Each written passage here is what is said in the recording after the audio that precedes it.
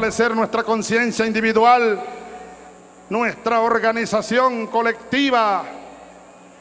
Vamos a establecer con más claridad varias cosas, a fortalecer varias cosas, cosas que son instrumentos para la lucha, instrumentos, armas para la batalla. ¿Cuáles son esas armas? Cada uno de nosotros es un arma. La conciencia, la participación, pero más allá de lo individual, que es la base de lo colectivo, 1 más 1 es igual a 2, y más 2 son 4, y más 4 son 8, y más 8 16. Y así vamos sumando conciencia, sumando fuerza espiritual, física, moral, intelectual. Es necesario que sigamos consolidando nuestro Partido Socialista Unido de Venezuela, que haya discusiones internas, bienvenida, pero lealtad y unidad en la acción y en la batalla. Cualquier otra cosa es traición al pueblo, al socialismo y al compromiso. Unidad, unidad, unidad, decía Bolívar.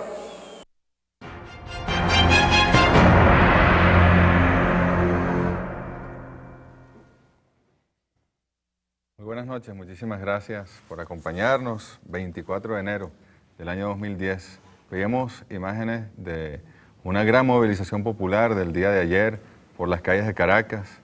Militantes de todo el país se movilizaron para acompañar al presidente Chávez y hacer memoria de lo que fue el 23 de enero, lo que significó en su momento, creando una expectativa, creando una esperanza que escasamente duraría algunos meses para el pueblo que vivió la alegría en 1958.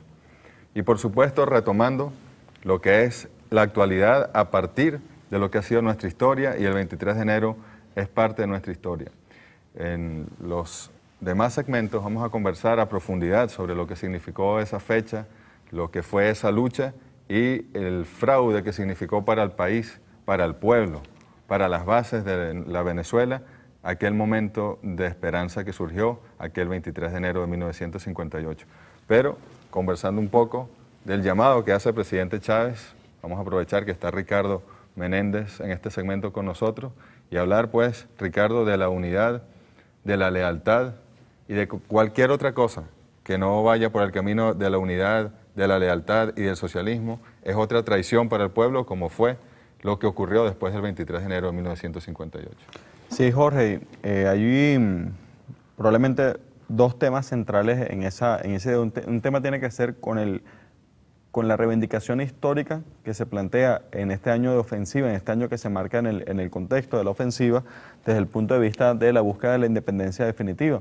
En ese mismo discurso del día de ayer, el presidente de la República planteaba cómo era la misma batalla, cómo era precisamente la lucha, y que no era que se había conquistado repúblicas y proceso de independencia, sino que era precisamente la misma deuda que estaba en ese momento. Sin embargo, hay unos aspectos centrales que ahí, en esa primera intervención, destacaban el tema de lo que tiene que ver con la unidad dentro de la diversidad.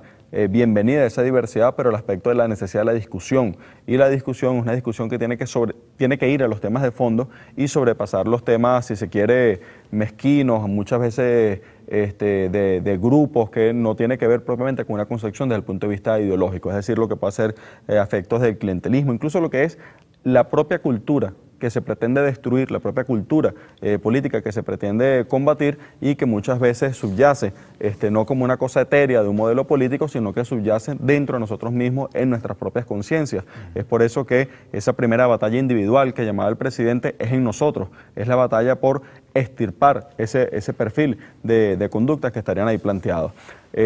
Podríamos además ver un aspecto, y vale la pena la referencia, que es la oportunidad que tenemos todas aquellas personas que hayan tenido en sus manos el cuaderno de formación, de la primera pregunta generadora, porque en ese primer cuaderno está buena parte de algunos de los temas que planteaba el presidente de la República el día de ayer.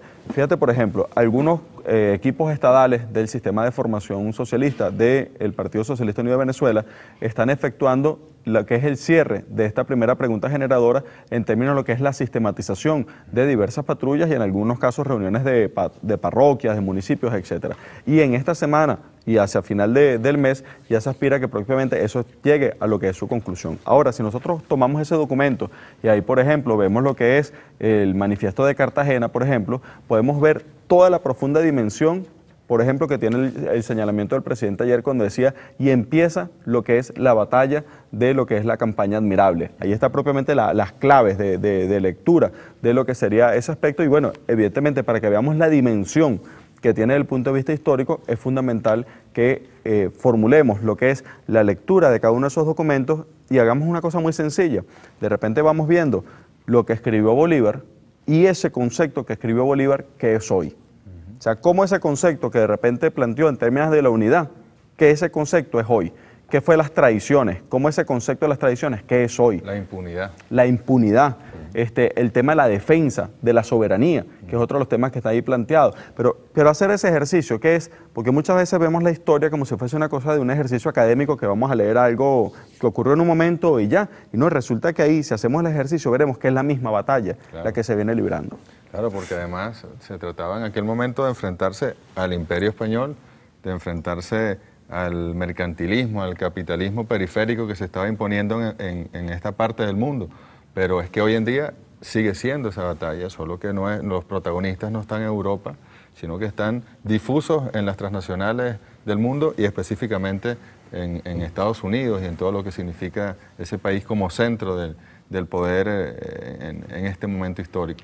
Pero definitivamente la lucha es la misma y si no aprendemos las lecciones y no tomamos las moralejas de nuestra historia, el camino se nos puede hacer mucho más complicado. Afortunadamente, el presidente Chávez, y por eso esto es la revolución bolivariana, tiene tan presente a Bolívar, tan presente sus luchas, que estudiándolo vamos superando los obstáculos que en su momento él tuvo que enfrentar.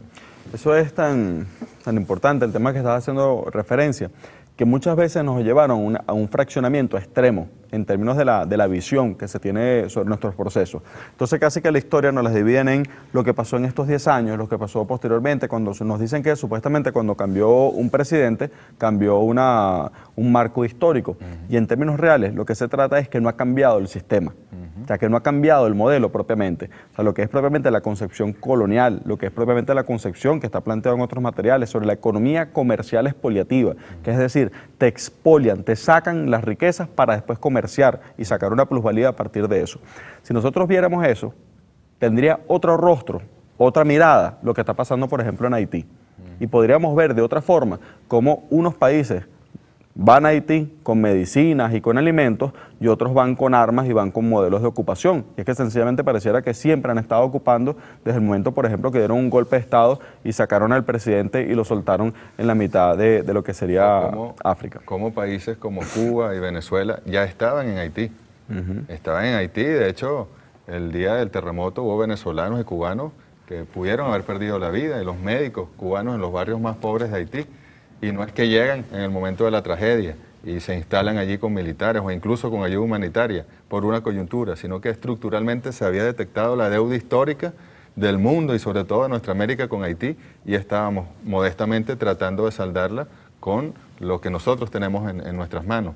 Pero ojalá y de esta tragedia grande de Haití surja de nuestra América, desde México hasta la Patagonia, una conciencia clara de que ese es un país hermano que está allí, que no es invisible, que está allí, que sus niveles de pobreza no son equiparables con los de ningún país de esta parte del mundo, que es la primera república independiente de esta parte del mundo y que es un deber, no es un favor, no es ser generoso, es un deber de todos nuestros países el estrecharle una mano, pero con un plan que debe hacerse con los haitianos y que debemos construir su sueño. El sueño con ellos. Ahora, fíjate, el tema, por ejemplo, de Haití, en esa referencia tiene que ver con el tema de la soberanía, tiene que ver con el tema de la independencia y tiene que ver precisamente con lo que es que no seamos más colonia, que es uno de los aspectos que estaría ahí planteado. De las palabras del presidente de la República, si uno ve esos términos que allí estaban, unidad de acción, lealtad, conciencia, participación, que son conceptos que estaban ahí planteados en lo que acabamos de ver, y lo vemos en el contexto de una marcha en el 23 de enero podemos ver incluso algunos elementos probablemente adicionales. Un elemento tiene que ver con ese énfasis que de alguna manera se planteó en el país, donde se planteó un supuesto reconocimiento a una fecha, o sea, celebrar la fecha de una tradición. O sea, porque al final lo que ocurrió el 23 de enero del 58 fue prácticamente una tradición, eso lo vamos a ver en el desarrollo de los segmentos siguientes con los invitados. Pero si es cierta la hipótesis que ocurrió una tradición propiamente, ¿qué significa ese marco y qué significa el marco de una manifestación popular como la del día de ayer, donde precisamente se trataba de no los que buscaban y marchaban precisamente hacia la derecha, buscando reivindicar esa tradición, y los que marchaban precisamente pensando en lo que era la fecha bicentenario, en lo que implicaba el bicentenario en términos de la búsqueda de la independencia definitiva? Si uno ve eso y adicional le pone la capa de las líneas del presidente del día de hoy y le pone la lo presidente del día de hoy, se empieza a ver que de alguna manera la cuestión va mucho más de fondo, porque ya no es solamente el tema del cambio de las formas políticas, sino que cuando el presidente ha venido con una insistencia, pero feroz, casi que un esfuerzo sobrehumano en términos del punto de las comunidades y las comunas, y que haya formas de integración en todas las dimensiones de la sociedad. Es decir, no solamente es la forma de agrupación política, por llamarlo de alguna manera, no solamente es el reconocimiento político, que ya podría ser bastante, decir, bueno, una comunidad se elige sus representantes y esos representantes se organizan y definen una forma política. Eso podría ser bastante en el modelo representativo. Pero cuando el presidente dice, además, apoderémonos del espacio, busquemos unas formas de expresión sociales y culturales, no solamente es la casa, sino que cómo se organiza la comunidad. Y además de eso, digamos, apoderémonos de formas de producción y construyamos formas de producción, significa que ya no es el reconocimiento a la marginación de un sector social, sino que la construcción de una sociedad distinta. Ese probablemente es uno de los temas más desafiantes que esté planteado por este y por cualquier proceso político. Claro, por supuesto. Y de hecho es el empeño del presidente Chávez, y cuántos, no minutos, horas le dedica semanalmente a la organización popular, a las comunas, como la metodología del pueblo para hacerse del poder que le corresponde. Porque uno recuerda, yo recuerdo con claridad el 1988, los 30 años del 23 de enero. Y eran los traidores. Ahí estaba Lucinchi, ahí estaba Carlos Andrés Pérez, ahí estaba Rafael Caldera, estaba Luis Herrera. Estaban todos los traidores celebrando que ellos habían traicionado a un pueblo y que estaban en el poder. Que era de verdad triste y lamentable. Y un año después del sacudón. Un año después del sacudón, después 1992, y afortunadamente... La insurrección popular. Vino el 98 y no llegaron a los 41 años de celebración, porque el pueblo volvió al poder. Ese mismo pueblo que salió el 23 de enero del 58, llegó al poder, no fue en el 58, sino en el 98 y en el 99. Y de ahí no se ha ido, ni parece que tiene ninguna intención de irse. Muchas gracias, Ricardo. Gracias por haber estado. Nosotros vamos a la pausa con unas palabras del presidente. Al regreso estarán con nosotros la profesora Chela Vargas, que vivió aquellos años, y Fernando Soto Rojas, para hablar de lo que significó la lucha contra la dictadura y lo que significó la traición a un pueblo en esos años finales de la década de los 50. Ya volvemos.